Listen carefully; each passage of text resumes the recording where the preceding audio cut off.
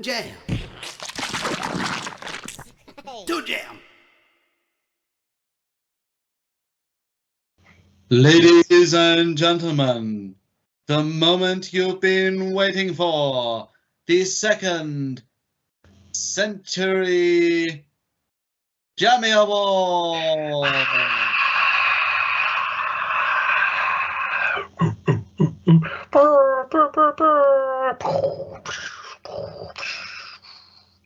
That was fireworks at the end, by the way. Yeah, good. Yeah, it's getting hectic. Hello and welcome to Toon Jam. I'm Matt. And I'm Jamie. And yes, it's 200 episodes. Wow. Would you believe it? Wow. That is crazy. One episode for every one of our listens. Which is mainly me. Yes. Checking it's gone. Checking it's done. Oh, but I jest. Well, it's lovely to have you here at this momentous occasion. I cannot believe we've done 200 episodes. It doesn't seem right, does it? You'd think we'd have run out of shows at this point. I know, it turns out there's more than 200 cartoons. And they just keep going. So, right, okay. Well, I mean, we've got plenty to get through. So, yeah. Let me explain to you. So, this is the Jammy Awards, in which we talk about the previous 100 episodes. So, we did it after 100 episodes, and now we're doing it after 200 episodes. And we give out awards for several different things from the last 100 episodes that we've watched and you've listened to. So, let's dig straight in. And we're going to start with the best way a show can start, and that's with the best theme song. Oh, so the nominees are Rugrats for Rugrats theme tune, Silverhawks for Silverhawks theme tune, and Charlie Chalk. Oh yeah, the Charlie Chalk theme tune. So there are nominees. Just to sort of give you a quick roundup of how that goes. You know, you've got Rugrats, which is, you know, just do do do do do do do do do do do. Really easy to play, like on a keyboard. Yeah. That's it. Yeah. You know it. Probably one of the most played theme songs on a keyboard, I'd say. Yeah, easily. So that has to go on there, and obviously, you know, this is from the new version, which is the same theme tune as well. Yeah. So. Can't go wrong there. Silverhawks, you know, such fantastic beat there. Yeah. It's sort of like, it kind of kicks in like dun dun dun dun dun dun dun dun dun dun dun dun dun dun dun. Partly metal, partly real. Silverhawks, and so on and so forth. I'm not going to do the whole songs to you, just my fun bit of it. And then Charlie Chalk, which is super catchy. You've got Charlie Chalk, a wacky way of walking in a funny way of talking. Charlie Chalk, he's Charlie Chalk. I mean, that's just so upbeat that it's unreal. So we've got three quite different theme tunes there. Yeah. As we said, Rugrats is interesting because there's no lyrics. Yeah. Just the notes alone are iconic. Yeah, just as they are, as simple as they are.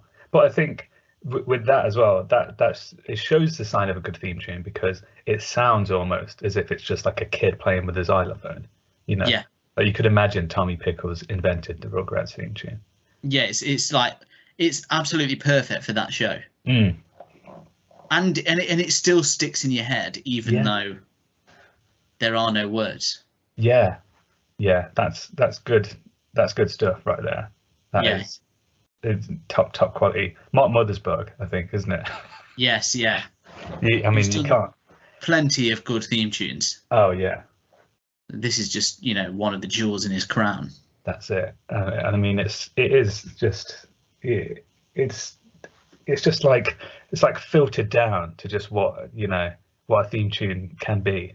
It's like it's not overly complex. It's not grandiose. It's not got all these words that other theme songs have. No need for it.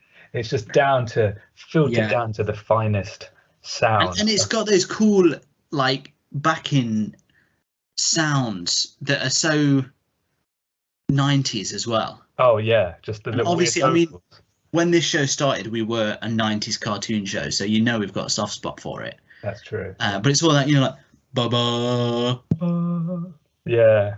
ba ba ba ba ba ba ba ba. And it's like clearly on a keyboard, but Something cool about that, isn't there? yeah. So obviously, Rugrats we're big fans of. Silverhawks. Yeah. Now I mean, this one, incredible lyrics. Yeah. Partly metal, partly real, is just a lyric that you never forget. No, that is stunning. Yeah. That you can run out so early on in a song of real things to say about a group of superheroes, I suppose. Yeah. In metal suits. And this is a good, like, the 80s era of songs where it's like someone's come up with like a concept of just weird humanoid characters, and then somebody else has got to be like, how do we make a song about this? Like, what are we? And they're literally just kind of describing what they're seeing, but it's like they full on made it work, Yeah, and it's so bombastic. It really is, yeah. It's truly bombastic. And if I remember rightly, the sonic magic of Silverhawks didn't stop with just the theme song, because on the episode we watched, there's that weird, like, what's he called, like the circus child thing. I can't. Yeah, he has a hilarious voice, doesn't he? Yeah, it's like he just like whistles in a high pitch. It doesn't end in the theme tune, so you know what you're getting in that theme tune. Yeah. And then you've got Charlie Chalk. Yeah. Which is so rocking. It is, yeah. Yeah. I mean, this is like proper fun time memories of being a kid. Yeah. Yeah. It's definitely a solid kids theme tune song. Yeah. And it sticks in your head as well, doesn't it? Like, oh yeah, it's so simple. But it goes with the show really well, doesn't it? Yeah. You see him kind of bouncing around on the intro and stuff. It's like, yeah, like I feel like I know. I think actually, as well, it's kind of more rocking than the show can be with its form of animation. It brings it up quite a lot. Yeah, yeah. And it's the only time you really see him in sunglasses. That's true. Yeah. Because it's such a rocking tune. Yeah, it's actually got way more energy than the rest of the show, hasn't it? Yeah. Thinking about it, it's a good way to sort of just like implant that memory that Charlie Chalk was like really active. When the show starts, it's just like beach noise and just a non-moving face for a lot of it. But it works. Somehow it works. Yeah. Okay. Right. Okay. Well, let's come down to it. We've got to pick the best theme song. It's difficult. It is difficult. Have you got a favourite? Have you got a favourite that's coming to mind? I do really like, as iconic as Rugrats is, there's something special about Silverhawks for me. Yeah, I know what you say. I think not to put any of them down. Rugrats has a simplicity that's edging up high, but it's the ludicrousness of Silverhawks. Yeah. I think it's both hilarious and it is actually, you get excited when you could put this on your gym playlist. That's it. And I don't think you can do that with the other two. No. Okay, so the award for best theme song goes to Silverhawks. Silverhawks. Do yourself a favour and go and YouTube it. Oh yeah. You'll be listening to it non-stop. It's a banger. It is a banger. It's a real club banger. Right. Next up, we've got best art and animation style. So nominees are. This is a big one, really. Yeah, it is a big one for a animation show. So the nominees are The Cuphead Show, Maya and the Three. Nice. And Big Top Burger. Yeah.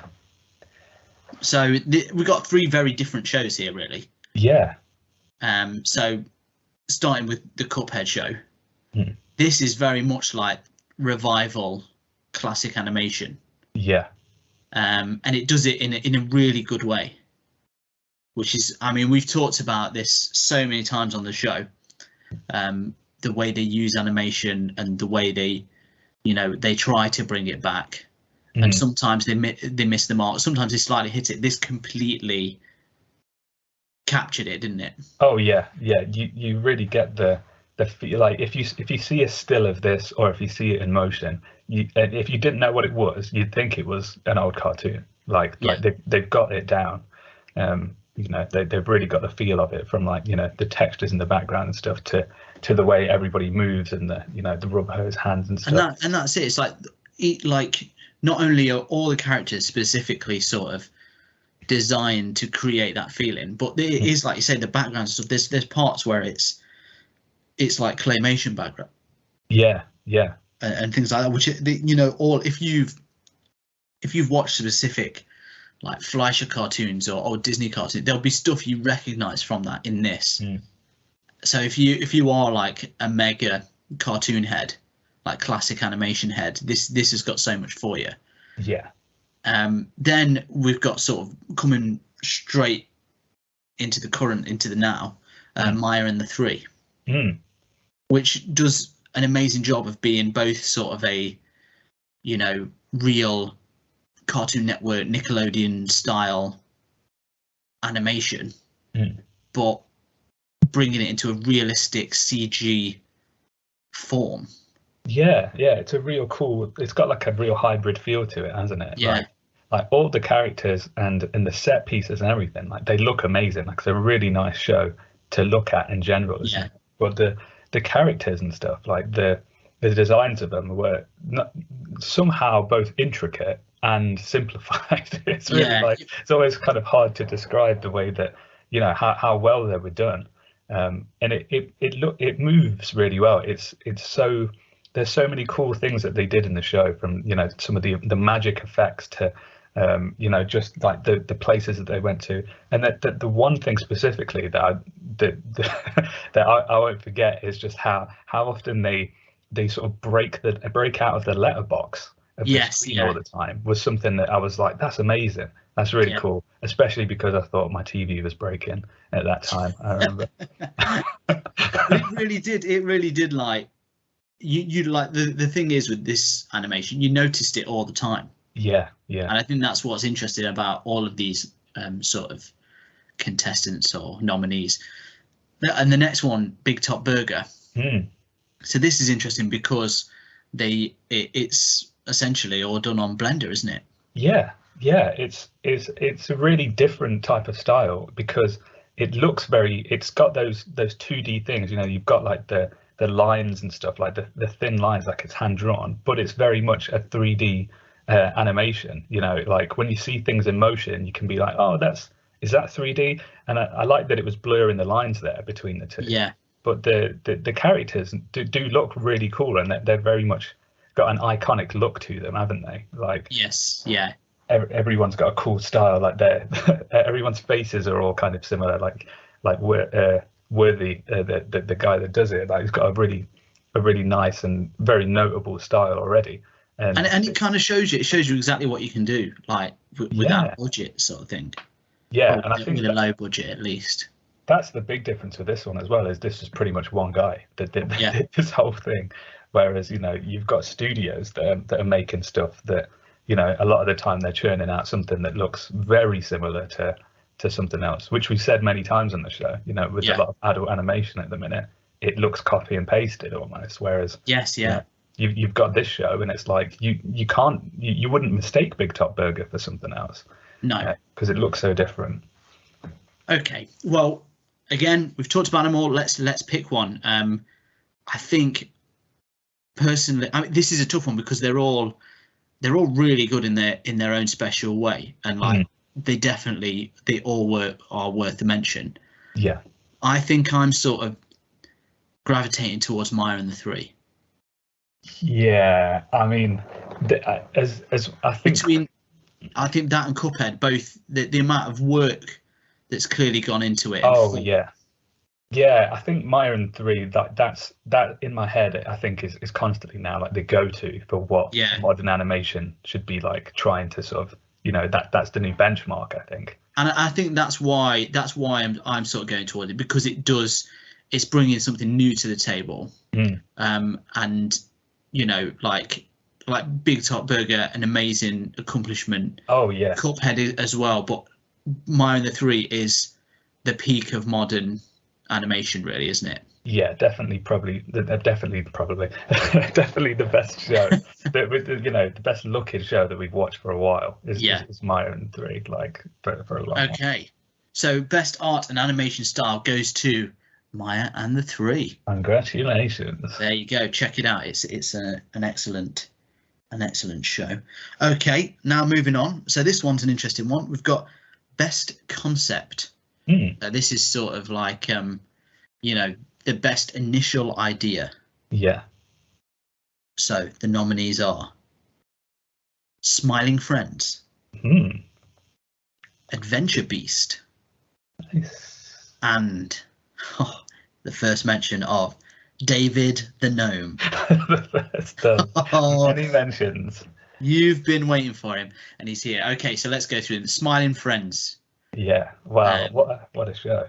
That this one we picked because it's the concept of it is just, and there's a few adult swimmers, but this one it's hilarious. It is.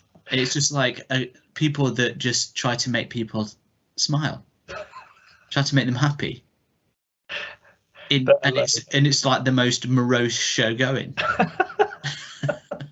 Yeah, for saying it's called Smiling Friends. The episode that we watched was so grim. Yeah, and what I like that it's picked because it's an amazing concept and well played out as well, isn't it? Yeah, yeah. Like they've gone against their own concept with it. Yeah, with episode 1. Yeah. It's like, here's how this can go horribly wrong. So immediately, yeah, we had to pick that. Adventure Beast. Now this was picked because what we liked so much about it was that it was a way of teaching you about wildlife. Yeah. And sort of of like nature. It's like a nature documentary mixed with adult animation.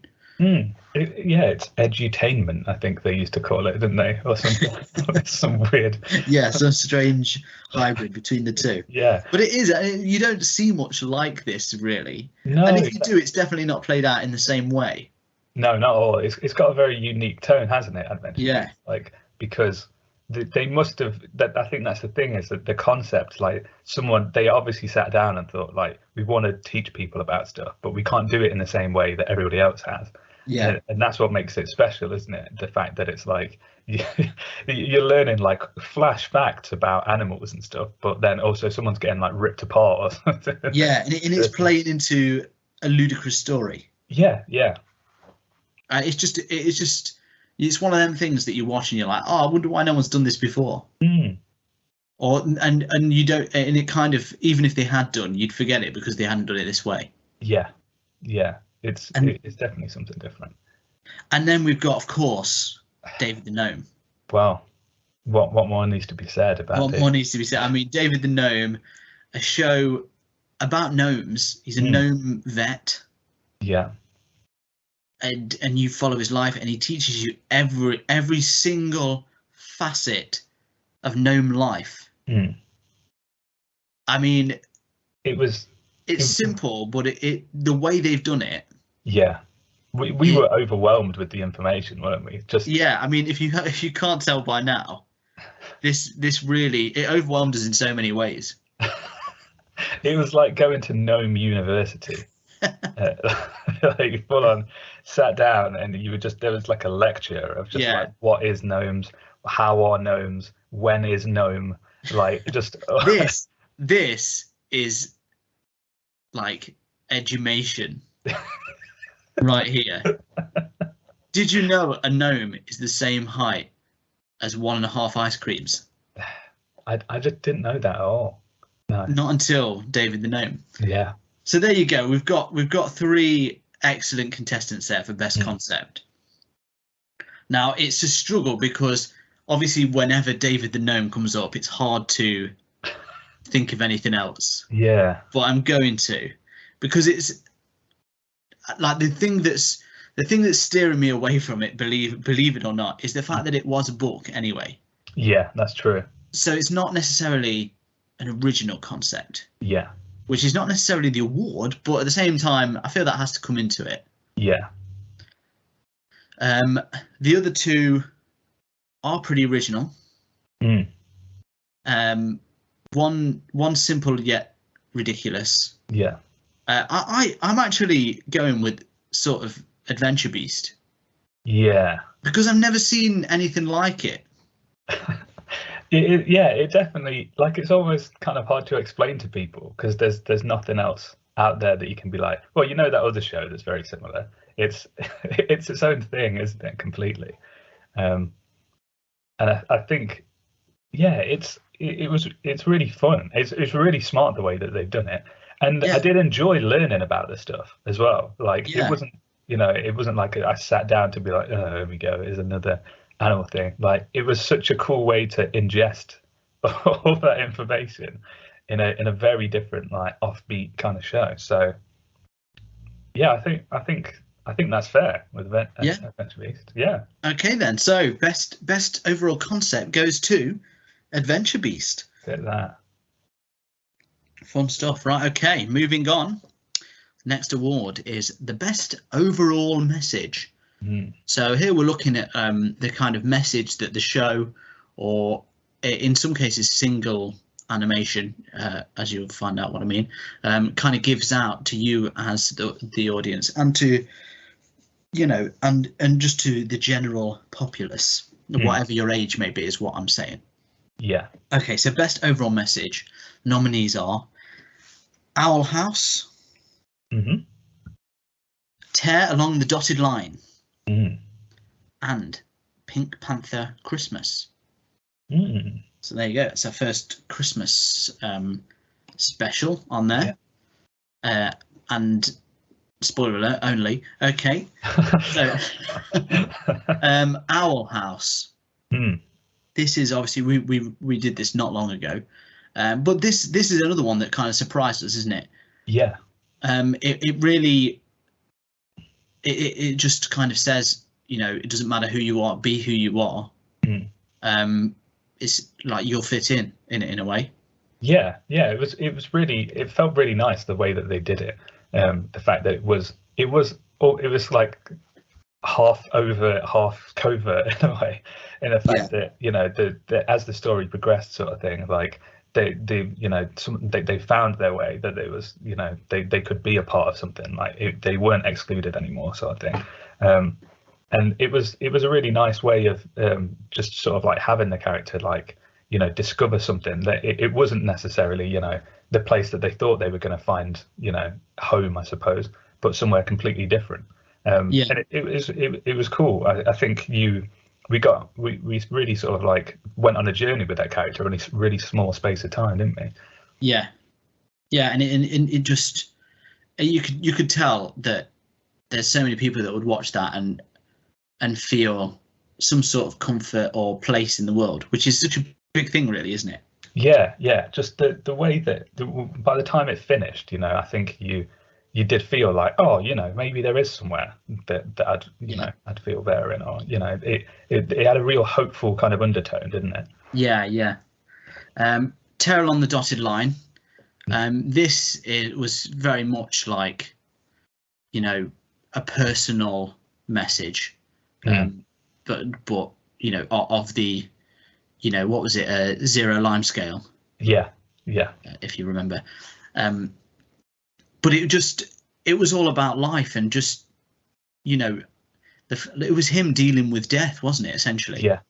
And everything in life, like love, loss, death, and even down to little things. There's so much in it that you can associate with, and it'll make you laugh and it'll make you cry. It was I thought this show was really, it felt like something new.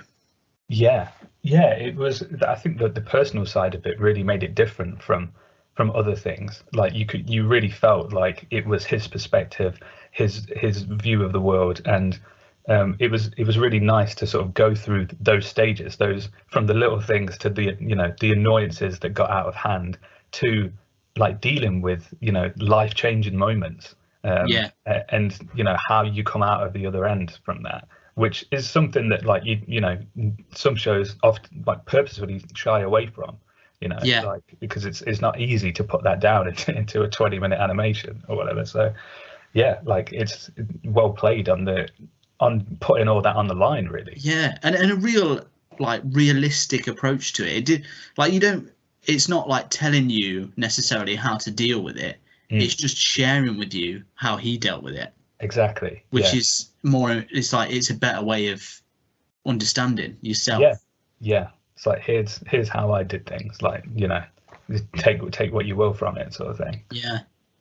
And then we've got Pink Panther Christmas, which is essentially the Pink Panther is homeless at Christmas. Yeah. And it's him. Like by the end, he kind of has like almost like a breakdown, doesn't he? Yeah, I think so. Yeah. And then sort of he's trying to fit in, and then, you know, by the end, he's shown some kindness. But how often do you see homelessness in a cartoon that isn't just treated as, you know, like a joke? Yeah. And I think it was a real surprise to come from such an old show as well. Yeah, this one really caught us off guard, I think, in the fact that we weren't, especially when you sit down for like a Christmas show, you just kind of expect the jollies, don't you, really? Yeah. It's like, hey, it's another, you know, we're just going to have a good laugh, you know, joy and cheer and goodwill to everyone. But this was the flip side of that, wasn't it? Was that like there are people out there that don't have that experience. Yeah. And I think it's that thing like goodwill to everyone. It kind of showed you that you know what goodwill to everyone should really mean. Yeah.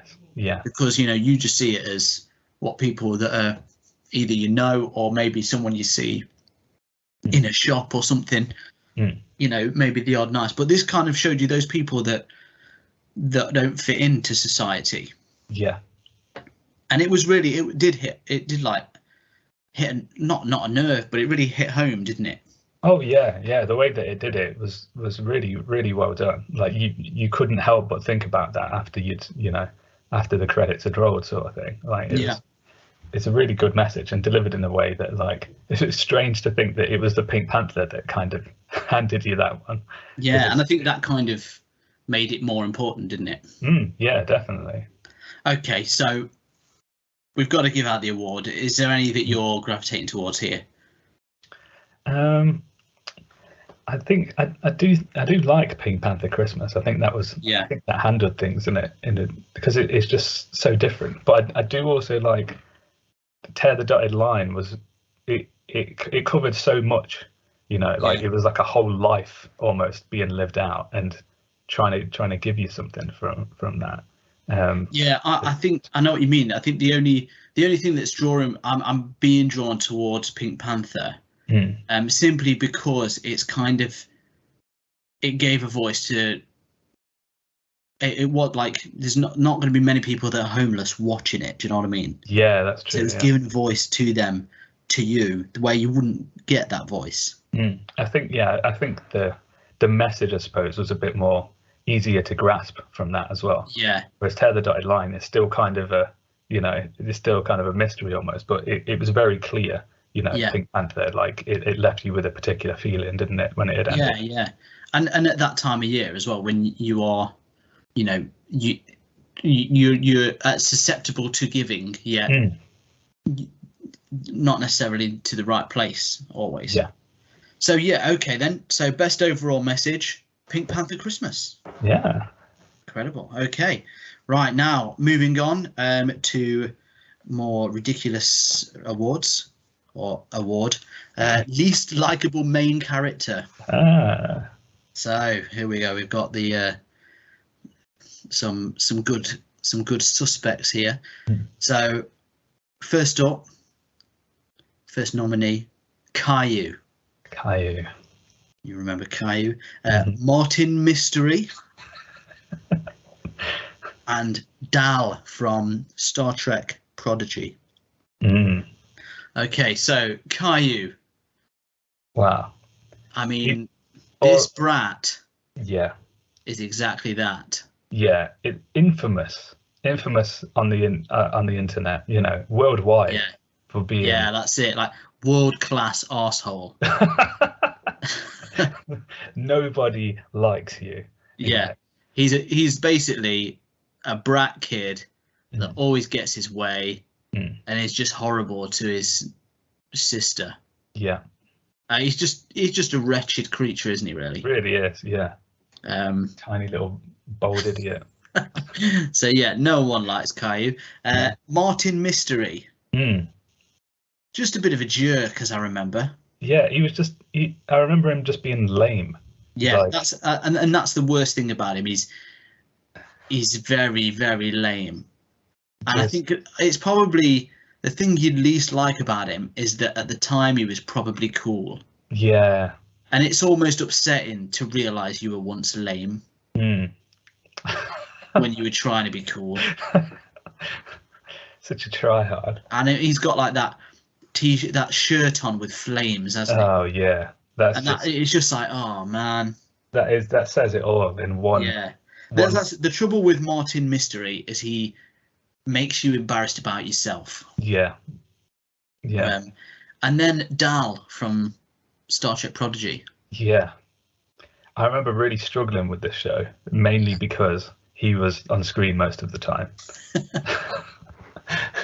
The rest of the show, it turned out, was okay, but I remember this being like, I can't remember the last time I hated a main character so much. Like, just, not fun.